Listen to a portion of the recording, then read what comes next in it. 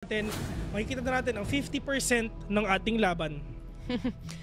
First ban, Eagle Eye para sa side ng Matches at nilabas din ng SGJ ang Mexico on to their map pool. At makikita nga natin dito, SGJ's comfort pick na port ang pipiliin nila para sa Matches. Sub-base ulit ang first map na makikita natin, Bes. Yeah. Nananawagan po kami sa MG and Pacific Macta na sana malaruan natin ang Eagle Eye, Mexico at Compound mamaya. Oo nga, no? Wala pa no? Wala pa. Puro ban ang Compound Mexico, Eagle Eye dito so far sa lahat ng series natin. So far pa lang naman, kasi may dalawa pa malay mo. Lumabas mamaya dun sa, sa huling series natin mamaya. Diba? You just never know. MG. Pero yung map veto natin dito, it's pretty much obvious na ang binaban din ng mga teams natin is maps that they're not comfortable with, and that is Eagle Eye and Mexico na parating nawawala dito sa dalawang teams. Yeah, actually hindi lang dito kasi pati sa mga ibang teams pa doon sa past 3 series nga natin, talagang Eagle Eye 2.0 ang pinakauna nga nilang binaban. Pero pagdating sa international, like kunyari sa Vietnam, sa China, ganyan, lagi natin nakikita ang Eagle Eye 2.0. Pero right now sa Pilipinas, ayaw nila yan. Kasi nga, sub-base port and Black Widow muna ang ating makikita. And now, Matches being the blacklist side and SGJ Reborn muna ang blacklist side as well sa side nga ng port. Pero Bessie, sa entirety ng mga nakikita nga dito sa games natin talaga is gonna be really hard for us to know if ever are they gonna win this 2-0 or probably na talagang 2-1 nga rin naman talaga, kasi actually everything is actually open and mukhang talagang open pa yung thought na hanggang alas 12 tayo, Bessie. Oo, talagang open na open yung thought na yan for sure. And sanay naman na si Direk dyan.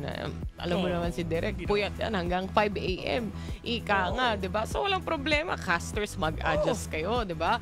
But what's important is kahit mapa 2 games, 3 games man yung magiging series natin, ma-close off nila yung dominating fashion, ika nga. Kasi ang laking confidence boost talaga, no? Nakita mo naman kanina from Ubek Gaming, for example, or Ubek Maniac, talagang yung confidence nila na boost rather through and through after dung mga multiple rounds na tuloy-tuloy nilang nakukuha. Yung momentum nagtutuloy-tuloy din. Yeah. I mean, yun yung mga moral boost din talaga na pwede nga natin makuha na mas pinalakas ng Ubek Maniac a while ago. And pagdating naman dito sa dalawang two teams na to, anything is possible. I mean, at least we've seen the map veto already, pero i-check muna natin ang mga faces, ang mga nagagwapuhang SGJ Reborn. Nakita nga natin si Yobib kanina. Grabe yung mga interview na sinagot niya. Yun nga kahit ikaw, shinout out pa niya, 'di ba? Minsan casters kailangan din namin ng shout out, guys. So maraming salamat. But of course, we have Tino here on the screen as well, ang kanilang El Capitan pagdating dito sa team na to. The sniper also himself, which was also doing a great deal of damage sa ibang mga teams natin dahil napakalaking bagay nung mga first pick off niya, kaya magsha-shades na siya. Hey! Iwas flash yan, boss. Oo nga para hindi ganun katagal yung flash. Pero pagdating naman sa mga susunod nga na games, pwede nga natin makita ngayon, at least si Tino, medyo mahirap nga talaga ma-flash kasi nga naka-shade siya. Kasi in terms din naman, hindi naman mapupunta sa top of the food chain itong Matches kung hindi din sila solid gumamit nga ng utility play. It's all about the utility play nga talaga na pwede natin ipakita. Pero hindi pa naman tapos to kasi andyan pa ang Matches! Ayan! Wala nang transition, cut na agad, pinakita natin sila, ayun na yun. At lights off ang option nila, ang choice nila pagdating dito. And we are looking at, of course, Matches here, top 1 performers so far pagdating sa leaderboards nga natin. Setting up and making sure everything is okay. At mukhang sa SGJ, no? Sobrang comfortable na sila kasi kanina nakapaglaro na sila, nilabas na sila sa camera. Pa-shades na lang, ika nga. Oo, kumbaga, lights on, lights off. Ang gusto nila, lights off. Sim. Pero at least, diba, ito yung mga tropa nga natin from Matt Jess. Ayun. Shoutouts nga po pala kay Matt at saka kay Jess. Kasi balita ko, dito sa mga plays na to, if ever ituloy-tuloy pa nila, itong mga wins nila, talagang pwede nating sabihin na wala na makakakuha ng top place. Kasi Bessie, ito nasa group stage tayo. Yep. 8 sila. Ilan ba ang maximum na panalo natin dito? 7. 7-0. And if ever kinuha mo na yung entirety nung kalahati nung games na yon, talagang wala na makakakuha sa pwesto mo. Yun nga Kahit 4-3 ka, just kuha mo na yon.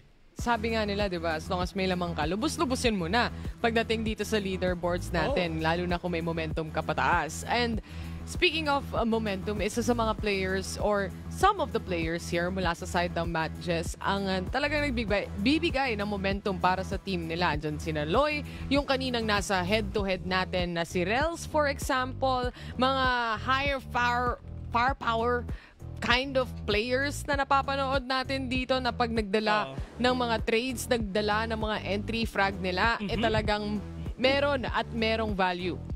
Yeah, and like what you've said, hindi nga talaga nag-iingay na sila Roy at si Rels, like what you've said, na in terms naman sa kills so far, sila ang nauunguna dito with a total of 113 kills already, na talaga pinapakita nila na isa sila sa pinaka-solid. At lalong-lalo na hindi lang yan, Bessie. Kasi syempre, the more rounds na laro natin, the more deaths din na nakukuha natin, which is kuhang-kuha na rin yan ng Matt-Jess. At hindi lang yan, lahat sila, kinuha na nila lahat ng first nga dito. And in terms of headshots, it's just Matt-Jess pa rin talaga ang nakakakuha. If ever check natin yung lahat ng stats dito sa tournament na to, ang daming first ng Matt-Jess. Actually, in terms of first, lalong-lalo na ang sila Loy. Ayan, talagang tinapos nila lahat. Siya talaga yung top 1 sa maraming puntos dito sa tournament na ito. And kung itutuloy pa niya yung ganitong klaseng performance, ay nako, excited na ako na talagang kabahan na talaga yung mga ibang players dito. Yun nga sila nga lang yung nasa stat sheet natin na talagang triple digits na yung stats nila dito. And it's fair to say, I would say na sila ang strongest team natin so far dito sa CFS Masters, knowing na sila rin yung nasa top 1 nung leaderboards natin as well. But we're just waiting for the series to start. At para sa mga nanonood dyan, ano nga ba yung mga mapa na lalaroin natin? Makakita tayo ng port mula dito sa Subbase. SGJ. Makakita tayo ng subbase para sa una nating mapa na pinili ng Matt Jess naman. So, excited na ako kung same din ba na parang yung teams natin mananalo dun sa mga mapa na pinili nila, or ito, mag-iiba yung storya. Ma-pickers?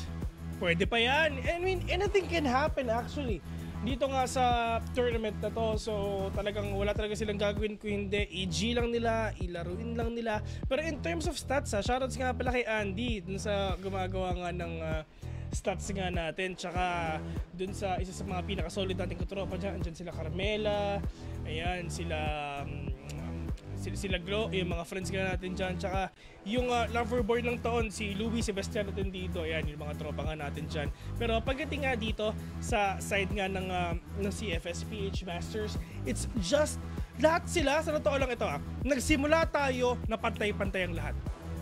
Walang malakas, walang mahina, pantay-pantay lang. And as the day goes by, talagang nakikita natin, fina-funnel talaga natin kung sino ba talaga ang pinaka-deserving ang mapunta sa taas. And for now, it's just Matt Jess. Sila ang nauunguna. Pero, Bessie, ang SGJ, nakasilip sila, nakaganon sila.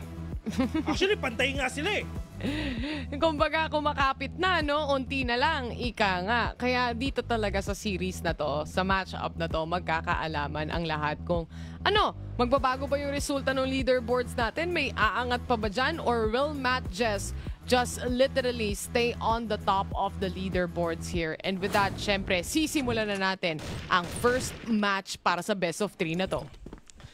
Ito na. Barila na. Yung mga players dito ng matches, gigil na gigil sila together with SGJ as well. Ang MJ, aatake na. Ano lang, play for picks lang muna. Siyempre, alam naman natin point of contention itong mid talaga pagdating sa mga pre-fars. At napanood naman natin yan sa laban kanina ng PM. Pero iba na to dahil si Kel RF makakapuntos ng isa. At that's towards MZ. At least gigil na sila mga tropa, yung mga players dito ng MJ. Oh no, nawawala na sila isa-isa. Kumbaga tamang wallbang, pot shots, pre-fire lang ang ginagawa nila. And if ever na makapita sila isa, I mean, at least, di ba, nag-pay off yung pag-iingay nga nila. Pero in terms of utility play, mga tropa, ito na, sinisimulan na nga nila. Pero pagdating naman dito sa SGJ, yung mga players nila, okay, watak-watak pa. Tamang 1-1-3 split lang ang nasa isip nila dito, though. Pero sa side nga ng MJ, kailangan nila magsama-sama kasi kung hindi, baka mapita sila isa-isa. Isa-isa, yan ang mahirap kung mapipitas ka talaga isa-isa. Knowing as well na syempre for Matt Jess, gugustuhin nila na may advantage sila dito sa manpower dahil sila ang kailangan pumasok sa loob ng mga site ngayon. Pero speaking of pagpasok, yung isang swing na yon, meron agad nakahanap na value mula sa side ng SGJ. Si Yobib na wala na and Elvin at least nakabawi ng isa, making this to a 3v3. Oh no, napakadaming nade sa harapan nga nila. Elvin will fall down. KSA as well. Tino ang mag-isa. Yun naka-shades kanina mga tropa. Hindi na ma-flash to. 30 seconds in. Pero A7J would get that kill instead. 1-0 already. And matches trying to prove that they're still yung top 1 sa ating leaderboards. Kanina si KSA nagwala to dun sa series na napanood natin na nilaro nila. So, I'm expecting na hopefully, madala niya yung momentum na yan going in here syempre sa laban na to dahil si KSA naka-double na at mukhang nabati siya dahil si A7J masasalo din yung double na yan. But Elvin to the rescue from the corner, mapapatay niya pa yung isa, 2v2 pa rin, pantay pa rin. I mean, I really love the spray down nga pinakita nga dito ng A7J, just obliterating every single enemy nga sa crosshair niya. But onto this game, that's actually a 2v1. Rels off-cam kill onto Tino. It's not yet over. Elvin, yung clutch potential nga talaga na pwede na ipakita dito. Clutch genes, kumbaga, na magagawa nga niya. Pumupush siya mga tropa. Hinahanap niya yung mga kalaban nga niya. Pero Loy and Rels, kalmado lang din sila. At least alam naman nila na pwede nga nila i-plant yung bomba. At nakasalalay kay Elvin, kailangan niya ma-isolate yung play. And ma-isolate niya isa-isa. But yun nga, kita na niya isa though. At si Loy na talaga, kailangan niya mahanap. Pero yung nade! Sobrang init, sobrang kate. Kung nasan siya, doon din pumunta yung bomba. Ang kate nga ng mga utility play na nanggagaling sa MJ dito. Laging either may napipitas, hindi naman napipitas, pero napakalaking damage yung nabibigay to the point na hindi na ganun kahirap i-shutdown yung matitira. But Elvin is so far having continuously getting those pick-offs onto the rounds ng indirect trades kahit papano. So naiibsan yung pressure na yan. Pero hindi pa rin talaga enough para sa side ng SGJ. Pero Kelleref right now securing 1 kill here. Elvin to the rescue na naman siya dito. Susubukan niya makaharap ng trade reposition. Bren malala para sa kanya. Pero 4v3 pa rin to. 4 versus 3. At least si Frey, super low on HP. Elvin natatamaan pa dito kapaunti-unti. Pero kung napapansin mo, grabe naman talaga si Frey galawang stick. Pero si Elvin babawi na with a swing out. Loy makakakuha. 2 versus 2 already. Tino and Kisa dito. Natitira mga tropa. Si Loy hawak na yung bomba. Pwede na i-plant na to ngayon. Pero nasan ba yung iba? Yung mga players dito ng MJ. Tinatry nila. I-wrap din talaga yung mga kalaban nga nila. Pero tamang split din talaga yung nasa isip nga nila. Pero may smoke pa sila though. Rams will catch one. Tino Dolmag remaining. And ayun na nga, Diyos ko, sinandwich si Tino bigla. Sandwich play it is. Si Rels dito, ang dami niyang nahanap na value dun sa AWM niya as well. Time and time again, puro first pick-offs ang nakikita natin dito. Pero speaking of first pick-offs, makakadalawa agad si MZ dun sa kabilang parte ng mapa. Masasagot naman ni Tino, holding and controlling mid-doors. That is actually crazy picks na ginapakita nga nila. Pero on to the side naman ngayon ng MJ. 3 versus 2 already. Elvin and Tino, pumupuso pa. Pero pagdating nga dito kay Frey, medyo delikado nga kasi lahat sila alam na kung saan ba pwede pumunta yung mga kalaban nila dito. But Elvin and Tino holding onto that site. May mid-control silang kinukuha dito. And lalong-lalo na yung isa with a verticality as well. Tino is alone. But A7J is low on HP. Pero kahit low na yun, si Chuma nga, diba? Kahit sobrang low na, nananalo pa. At yun na nga, 1v1, Bessie. 1v1. Tas yung natitira, sobrang peligro ang kanyang madadatnan dito with very low HP. Throwing in that nade gave away at least a little bit of an idea kay Tino kung saan nga ba siya nagtatago. Pero siya rin ay nag-repossession all the way to stairs. Meron ba siyang angulo sa pagde-defuse ng bomba? Yan ang tanong. Upwards ang kanyang positioning dito at tagong-tago si Boss Tino. Na-defuse na. Ayun na nga, hindi kita. Wala siyang angulo dun sa pupuntahan nga niya. Akala ko, dun lang siya sa may stairs, pero hindi, diretso niya. Napaka-raw nung nangyari dun at saka anticlimactic. Yun nga.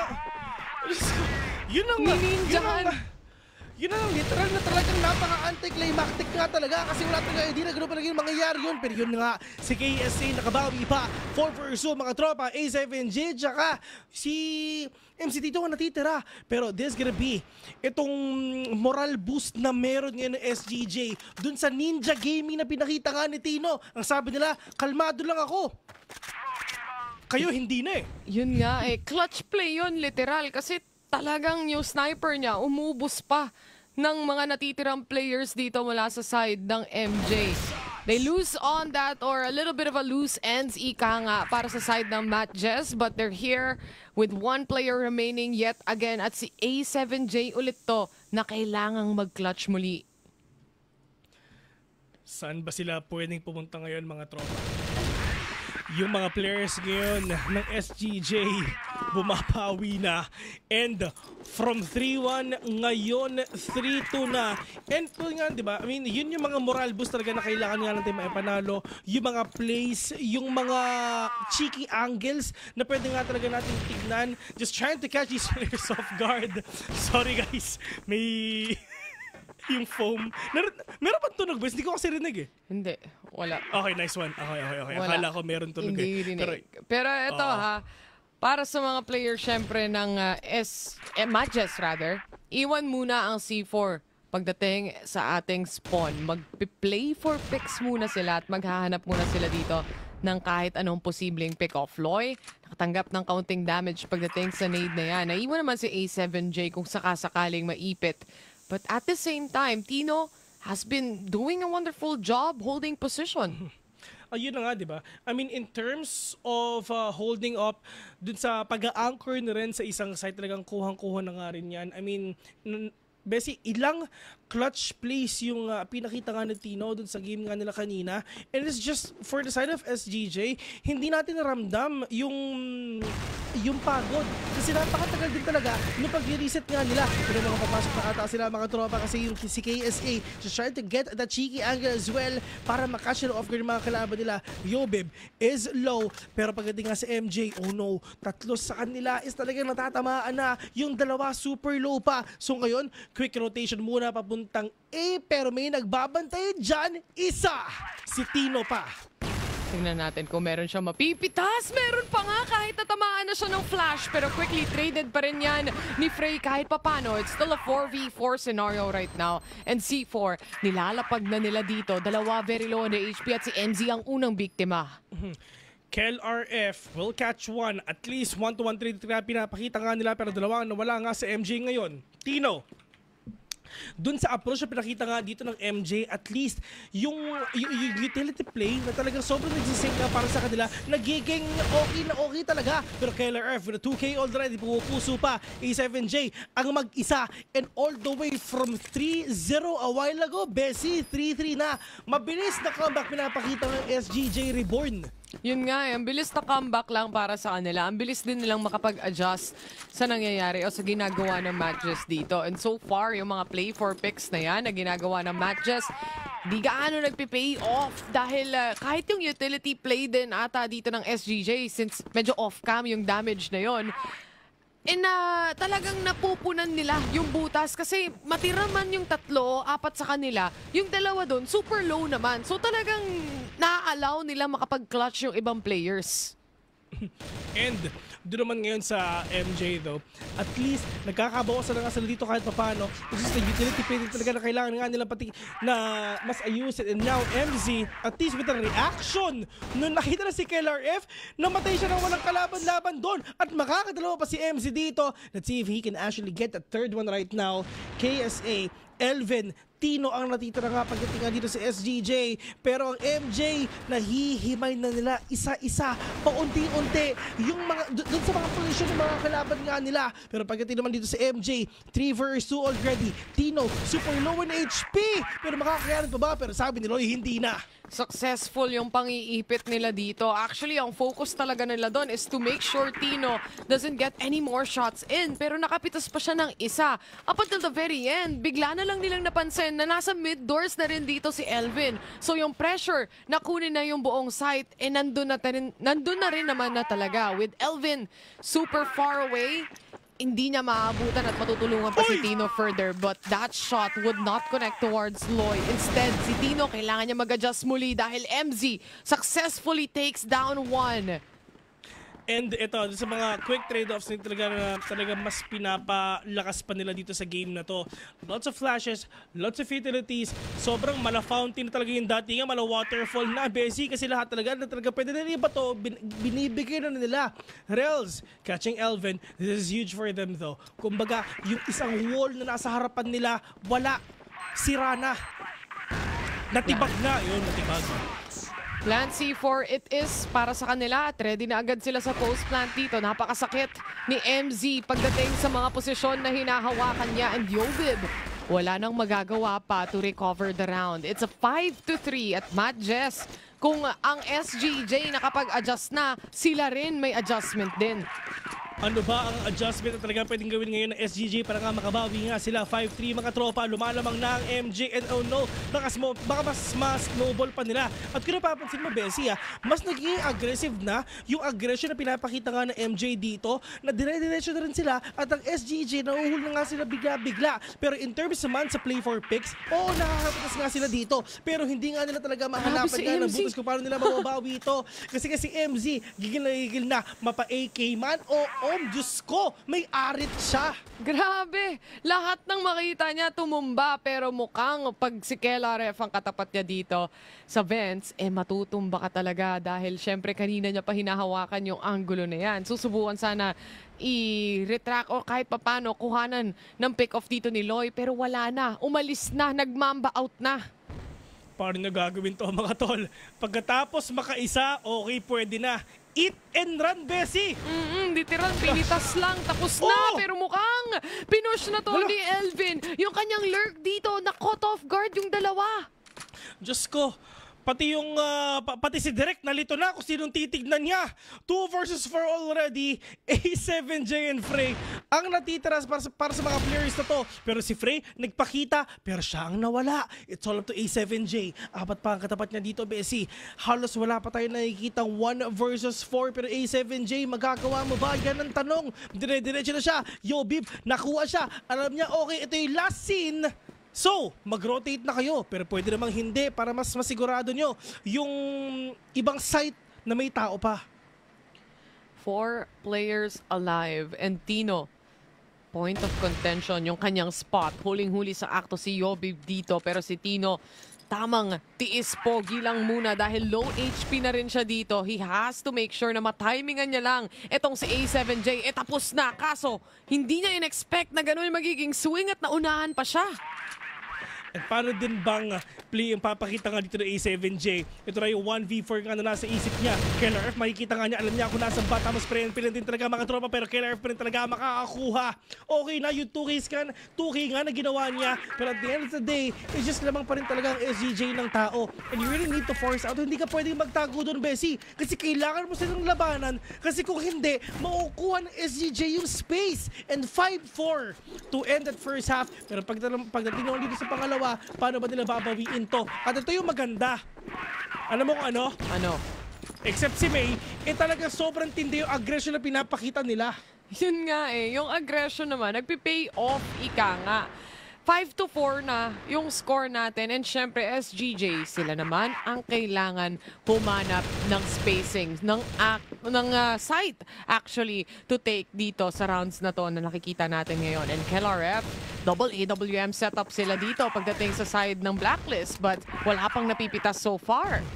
Dire-diretso na sila mga tropa si KLRF, nababawasan na. Pero si Tino, kalmado lang siya. Yung shades niya, tinanggal na. Oh. Dito kasi siya makakita. Bakit ganun? Di ako makakita pag gano'n na. Walang flash. Pag may flash, kita niya lahat eh. Pero pag wala ng flash, ang dilim daw masyado ng mundo, sabi niya dito. At ngayon, wala pa namang pick-off coming in from the teams here. But at the same time, marami na rin na-damage na players.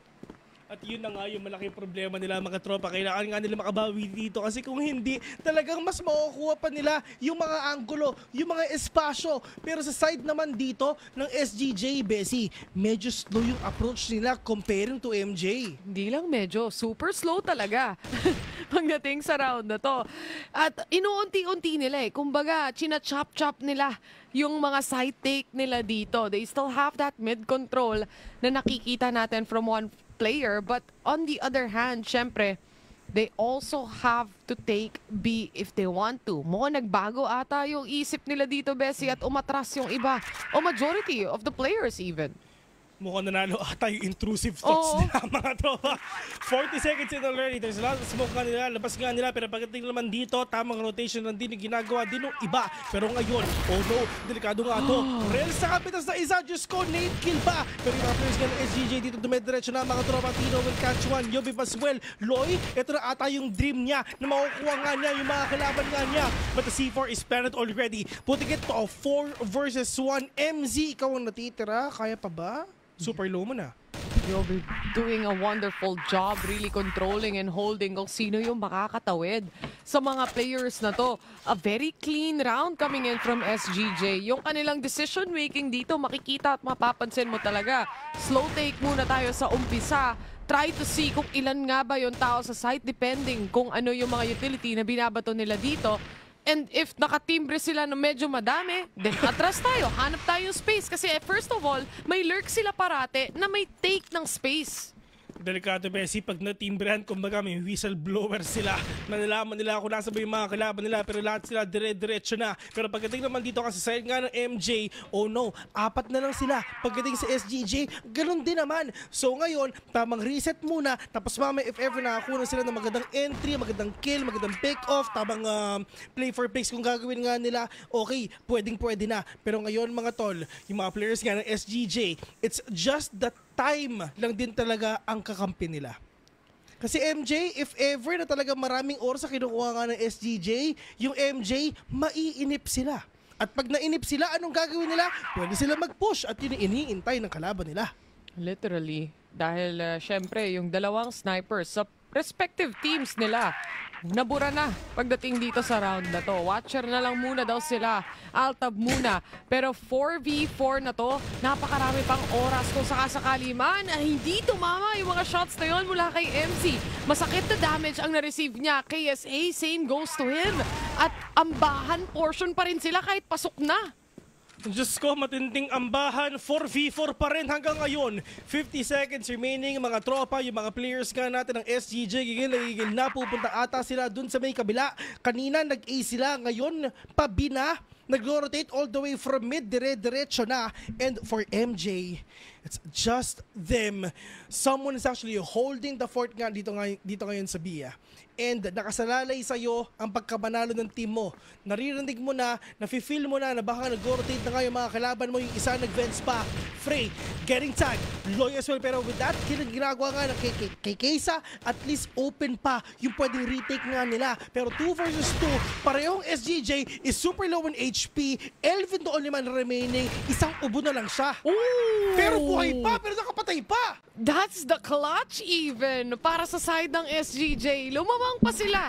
Pagdating sa puntos dito, mukhang kala mo palugi na. Pero in the end, nagawan pa talaga ng paraan. Yung decision making nila dito ang nagdadala ng panalo pagdating sa mga rounds. Pero unfortunate lang talaga na nasa harapan ni MZ kanina, yung spray niya hindi pa tumama. And yun lang din talaga yung problema. Sobrang sayang nun. Pero ang importante, nakuha pa rin talaga ng MJ yung mga objectives nila na ubusin yung buhay ng SGJ kanina. Pero SGJ pa rin talaga makakakuha ng game na yun. Pero KLR, all back, will connect. MC with the kill on to kill. At alam niya kung na sinong kalaban niya. Diyos ko, wala lang niratrat na, tinadtad na. Meron pang isa. Buy one, take one, mga tropa. Bilhin nyo na. KSA paving away para sa side ng SGJ dito. We are now down to a 2v1. Yung C4 nasa spawn pa. Yung play for picks, literal naging bakbakan na lang ng mga bala at yung pagpa-plant, mamaya na yan. Ang focus ng mga players dito literal na makapitas ng isa-isa sa mga respective teams na nakikita rin natin. But the rotations at si A7J, medyo nag-ingay na rin siya pagdating sa mid-control niya. So, may awareness din ang SGJ dito na baka nag-lurk na. Besi ang pumili nito is ng map na to MJ. is MJ, no? So talagang scary pagdating sa kanila. Kanina, dun sa mga mapang pinipili natin, dun sila nanalo. Pero ngayon baka malay mo, map pickers na. Pero ito na, yung mga bomba, lumilipad na. Si Elvin, mamba out siya muna kasi yung mga kalaban niya nasa harapan niya, mga tol. KLRF together with the other players nga dito, lalo nga sa Yobib. Diyos ko, natatamaan na nga siya. Parehong low na. Kailangan nila maging extra careful kasi kung hindi, baka mapitas sila. Pitas is exactly what they're looking for. Low HP from the 3 players here, honestly. At si KLRF ang unang biktima. Elvin, na alam naman natin na mahilig mag-lurk around sa mapa rin as well. Natanggap din ng damage dito, but an indirect trade mula kay Tino na niya pa rin, na snipe niya pa rin dito si MZ. It's all about the small kills and the big kills nga talaga na pwede nga natin gawin dito. Lalong-lalo na if ever nakuha mo yung big kill na yon, yung pinaka-hard hitter para kalaban natin ngayon, A7J. Dire-diretso siya. Take down Tino. Rels as well will catch one. Putting it to a 2 versus 4 already. Make that a 1v4. It's all up to 1. Pag ito na-clutch ni Yobib, ay nako, manlilibre talaga yung kasama ko mamaya. Turo mo, bibilin ko para sa'yo. Sky is the limit, no, Sky is the limit, indeed. Dahil sa ganito kababang HP as well, napipilitan siyang mag-slow take sa lahat ng posisyon and to really double, even triple check every corner from time to time. 57 seconds. Ang kagandaan, at least nasa kanya yung C4, hindi nasa kalaban. Oo, talagang at least kuha pa rin nila to. Yung mga players ngayon ng ng SGJ, ready na rin sila. Yobib, promise pag ito na clutch mo, lilibre kita mamaya. I think ang ginagawa na nila nag-uusap na sila sa magiging next rounds actually. Ito na yung timeout nila. Dahil alam nila na hindi kakayanin siguro ni Yobib with that very low HP. At least they take this time to talk about what's gonna be the next steps here. But for the remaining 4 players, makikita mo naman yung disiplina pa rin sa pag-hold ng mga sites dito. Kompleto pa rin talaga sila at talagang hindi na sila naglo-lurk o nag-hunting pa. Pero ngayon mga tol, on a 1v4, wala na talaga. At least a score is 7-6 already. And like what you've said, Bessie, talaga ito na nga yung oras talaga na pwede nga nila pag-usapan kung ano ba yung mga next step na nga na pwede natin gawin. I mean, yes, SGJ, mistakes have been dealt already, mistakes have been made, pero mistakes yun You will never learn something if ever hindi ka nag-make ng mistakes. Oh, sheesh. Life coach indeed ang Kuya Vilnyo. Pero Rels at Yobib, tigisa silang kills dito kahit papano. May napitas pa yung sniper na yan na si KSA. And remember, si KSA, nagwa-wild to kanina. Pero so far, shutdown siya dito with 2 kills only, And ngayon, talagang kumbaga na-nerf. Na-nerf siya ng 1 game. Na-nerf siya bigla. Pero mali mo nag-reconnect lang, Bes. Nakita nga natin yan. Pero pagdating naman dito mga tol, si KLRF together with Elvin at saka si Yobib, sila nga natitira sa kabila naman. A7J, oh no! Yung damage andito na. Together with Loy and Frey, with the speed na ginagawa nga nila, si KLRF, Diyos ko, naglilinis pa ata siya ng vents ngayon mga tropa. Hinahanap niya yung talagang pwede nga niya makuha. Si Loy, nawala. Elvin, ang nakakuha nga ng isa. Pero dire-diretso lang siya. Si Frey andito pa A7J to the rescue. Hindi ka mahahabol. hahayaan na mamatay yung kakampi ko. A7J is alone. 1v2. But Yo Big with a pick-off. 8-6 mga tol. Nananalo ang SGJ sa mapang pinili ng kalaban nila. At if ever mangyari to, first time na gano'n ang senaryo. Para sa side ng Madges din as well, di ba? Dahil sila nga yung top 1 team natin right now sa leaderboards, and SGJ, maganda ang laruan nila. Mukhang naka-warm up na talaga sila mula doon sa first series na nilaro nila kanina lang as well. And Tino, natag siya dito. Halfway down yung kanyang HP, more than halfway even. Pero pick off pa rin naman kasi to eh. Sniper naman din siya. Oo. So, anything can happen pa rin pagdating nga dito sa mga players na to. But right now, with their kind of plays, with their kind of aggression, at least everything is actually going smoothly in terms nga dito sa SGJ.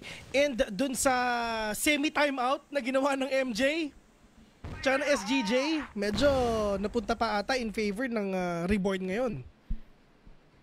Let's see though. Dahil syempre, patience is key mula sa mga players din dito ng Madges.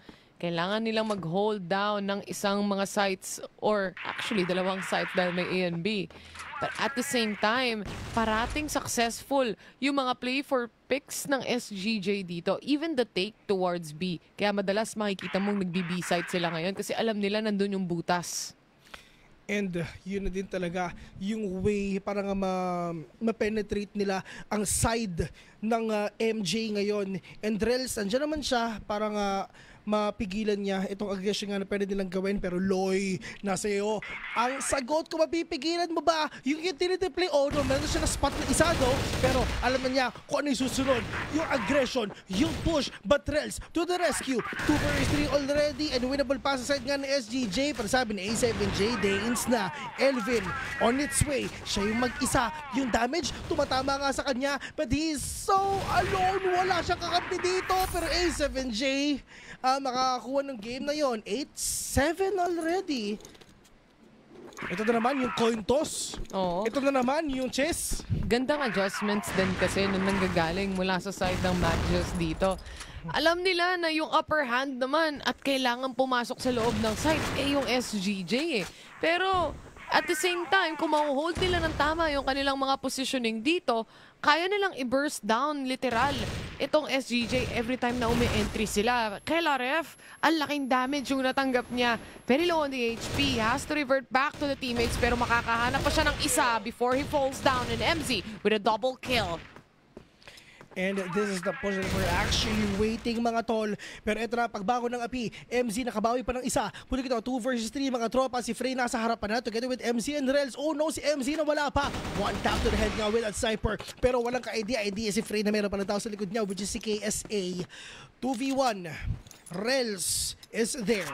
Pero this might be the win nga na hinahanap ng SGJ kasi if ever nakuha nila to, match point na sila sa mapa na to. Yun nga eh, match point is on its way here. Di mo nga lang sure kung si SGJ ba ang makakakuha o mababawi ito into a tie scoreline dahil 2v1 scenario pa rin to. Wala pang plant ng C4 as well at si Tino, saktong-sakto ang kanyang positioning to really get that match point in. Match point already, one more point for SGJ and they're gonna advance dito nga sa ating second map. Malamang. But right now, aside ng SGJ mga tol, it's just their aggression na mas pinapalakas pa nila. Ito mga one-taps, mukhang hindi muna ata tatama. Pero pagbalik naman dito nga sa MJ Bes, talagang si MZ, literal na piso peligro pa. Buti na lang yung bala malayo sa bitukan niya. Well, si KLRF nga kanina na halos 1 HP na lang din nakahanap pa ng isa bago siya mawala. He could still find value dito sa kanyang sniper, dito sa kanyang AWM. And again, vents. So far, malinis naman to, but they do have that control. And si Loy na tumatalon din dyan kung sakaling mayroon siyang makita, at least masaspatan niya. At the same time, yung mid-contention, yung control, nandun na. Nilalapit na rin ng mga players na SGJ ang kanilang mga sarili. But the shutdown mula kay Rel still there. And the push is on for themselves para nga talaga mabawian nila to. Pagdating naman dito nga sa side nga ng MJ, delikado kasi isa na lang natitira. Actually, hindi pa isa kundi dalawa na. MZ and Rels, the dream is still alive for themselves. Kasi nga, if ever na ipanalo pa nila to, they can actually push it to OT. At sobrang open pa yun. Pero sabi nila, Tino, hindi na. Ladies and gentlemen, first time na nananalo ang isang team dun sa hindi nilang piniling mapa. First time sa araw na to, by the way. Yeah, tama nito. Just to make sure. At SGJ really warmed up during their first series today this time. At sanay na sila. At alam naman natin that they're also a very powerful team. But